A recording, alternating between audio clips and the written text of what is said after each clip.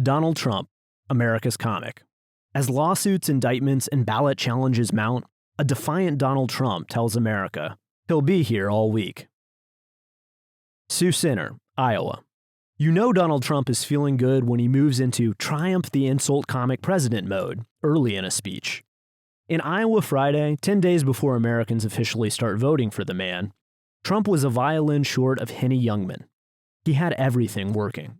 On Nikki Haley, bird brain, does not have what it takes. She's a globalist. She loves the globe.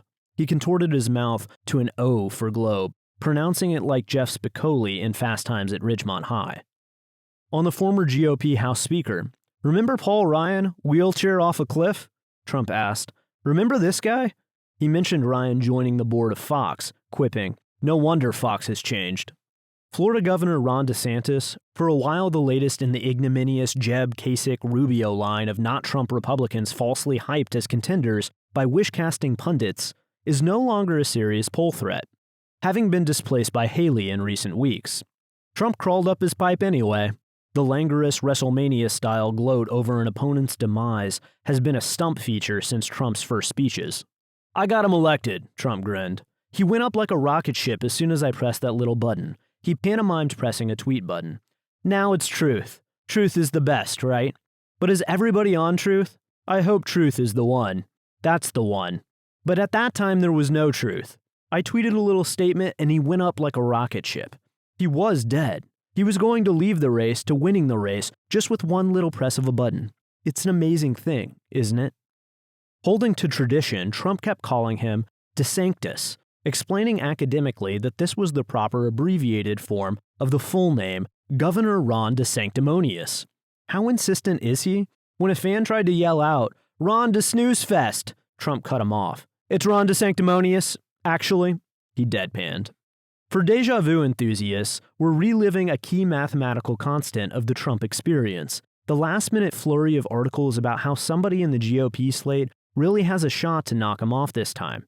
Not that it couldn't happen, but these articles tend to be written in the tone of children's letters to Santa, and some of the crazier themes, Marco Mentum is an all-time favorite, are classics of bad analysis genre. Mother Jones just went with Haley surges. She's within 13 points in New Hampshire, or 4 according to some. Newsweek said Haley is hot on Trump's heels, while the New York Times asks, could Nikki Haley actually do it? Possible, I guess, but more likely not really. Trump and Sioux Center went over a lot of material I'd seen before, though I hadn't caught the Crooked Joe searching for the exit impersonation live. It's another stump staple that's been evolving for at least the last half year. And look, it's funny. It just is. In part, this is because Biden is funny, a physical comedy wonder, unfortunately just not on purpose. It started with this last June 1st.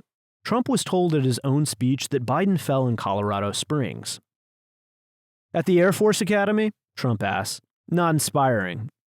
When an attendee yelled that Biden fell because of gusty winds, a seeming reference to White House spokesperson Karine Jean-Pierre saying it was pretty windy outside after Biden's infamous Air Force One tumble, Trump deadpanned again, yeah, the winds.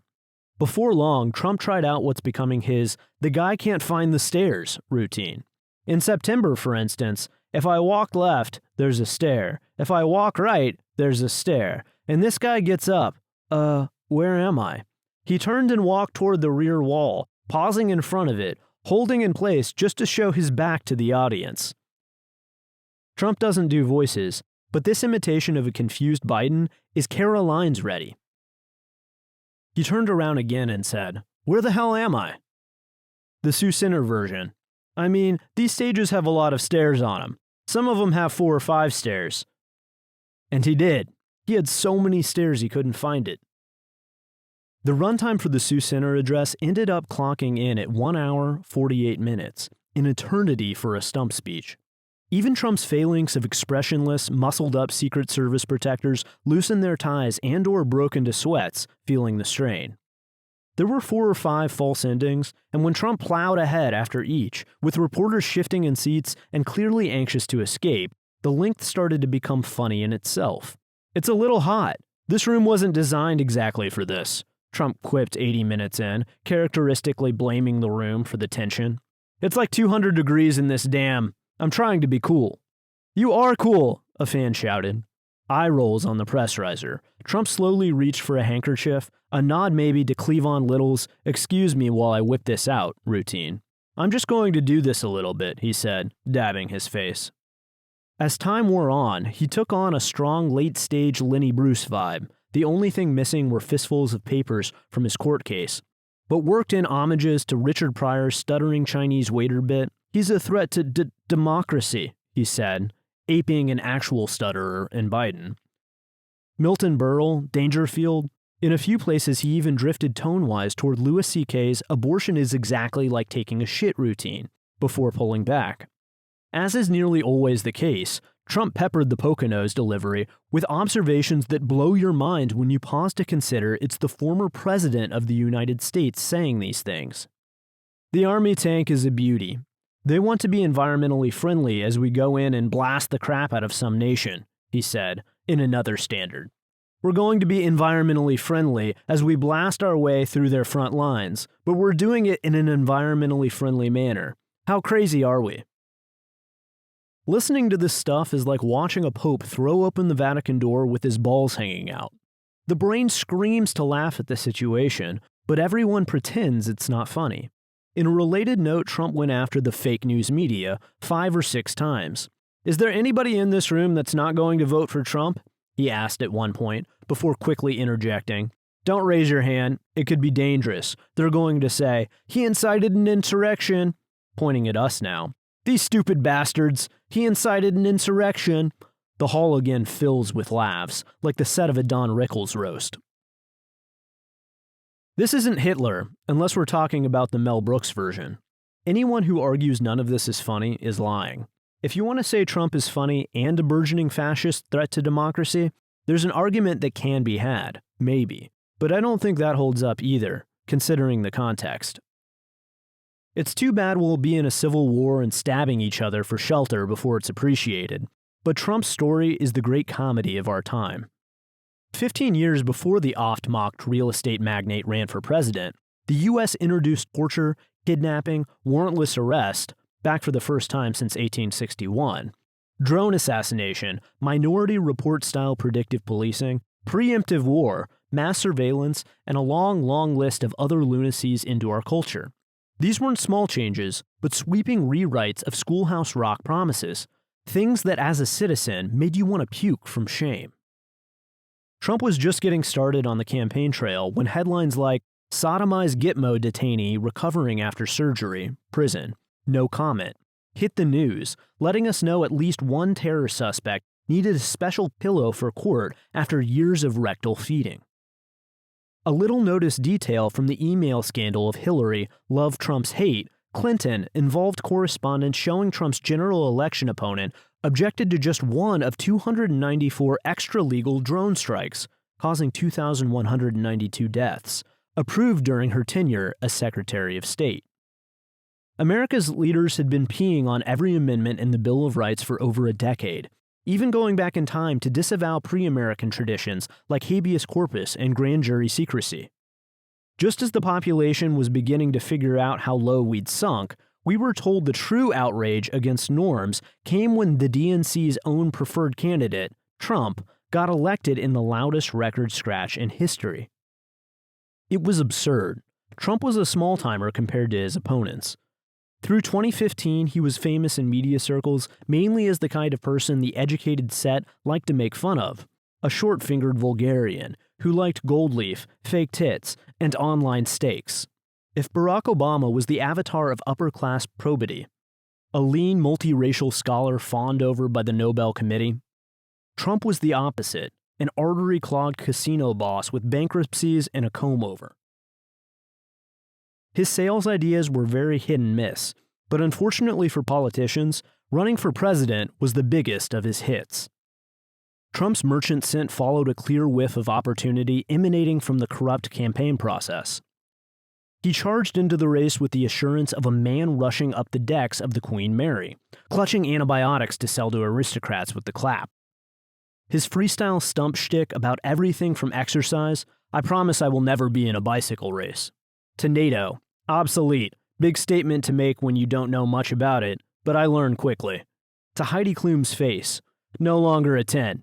Provided such a violent contrast with the usual false dignity of establishment candidates that he was able, as I wrote 8 years ago, to march right through the front door to the presidency. Trump's opponents helped him every step of the way. They were dumb enough to pay fortunes to rebroadcast his most outrageous comments.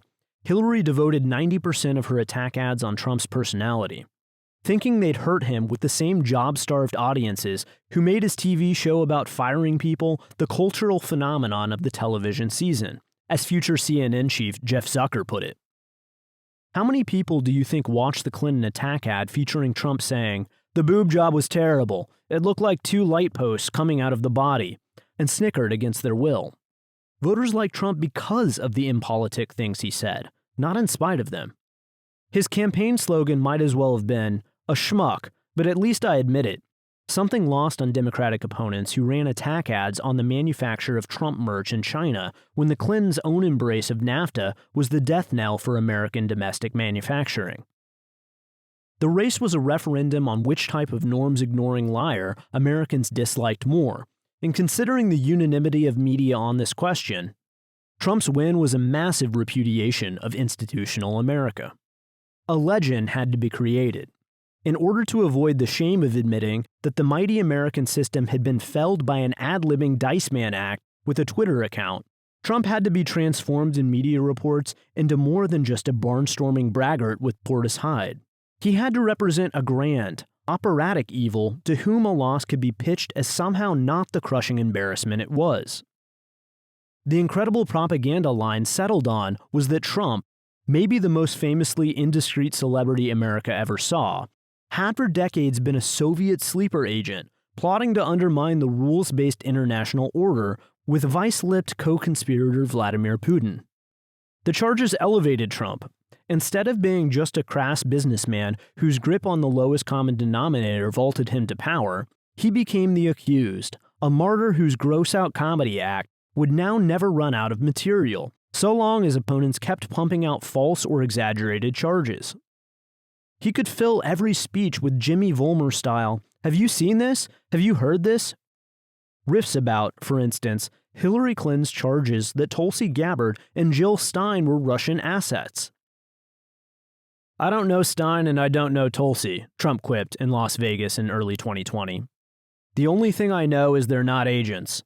These people are crazy."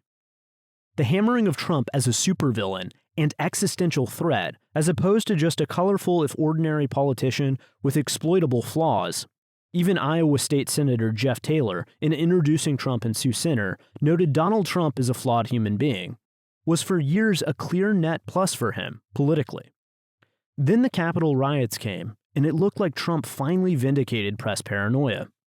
But the state of Colorado before this past Christmas saved him again by unveiling a plan to prevent Trump from canceling elections by canceling elections. Once again, Democrats turned the race into a referendum on their behavior, not his, and gifted him the mother of all stump routines. Have you heard about this Colorado thing? Did you hear about this? Conventional wisdom says Trump will clean up in Iowa because of massive payouts he's directed toward the state, in the form of agricultural subsidies.